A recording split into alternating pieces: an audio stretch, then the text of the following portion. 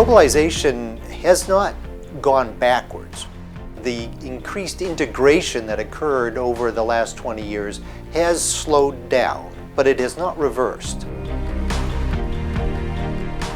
So today is the day that we release our trade forecast. We release it every spring around early April. My team of economists and statisticians work on developing the forecast all year round, but there are two periods in the year, in early spring and then in early fall, where we release and update the trade forecast. It's under embargo until noon on the day of the release. The overall result was growth of 2.8%, making 2015 another year of weak but positive expansion in global trade.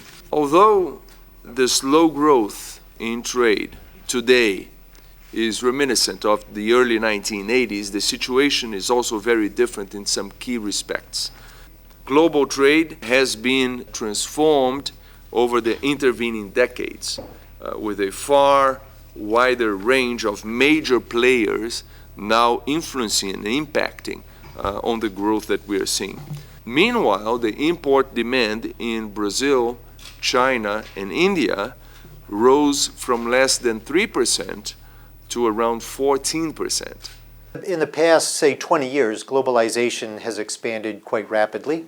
Part of that expansion has been big companies and small companies fragmenting their production process across countries. They import components and parts, what we call intermediate goods. The fact that intermediates are still being traded at about the same share of total trade as in the past is a good sign that global supply chains, global value chains are still very active. The composition of trade growth is evolving.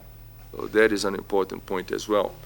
For example, a key driver of growth from 2011 to 2013 was import demand in Asia. Now, in the last 2 years, this has shifted.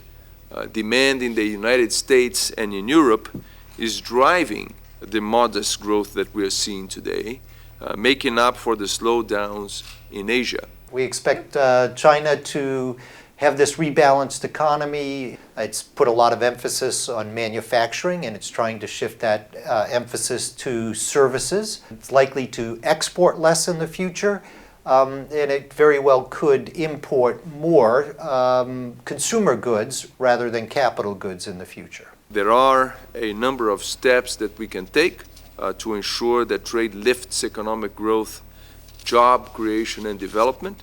For example, WTO members can roll back trade restrictive measures that they have put in place since the crisis, and that they can act also on the significant agreements which members have struck in recent times. That's the case of the Trade Facilitation Agreement. It's very important that world leaders recognize that trade is oil in the engine of economic growth, and that they probably want to be thoughtful as to how they approach policy developments around keeping the growth engine lubricated.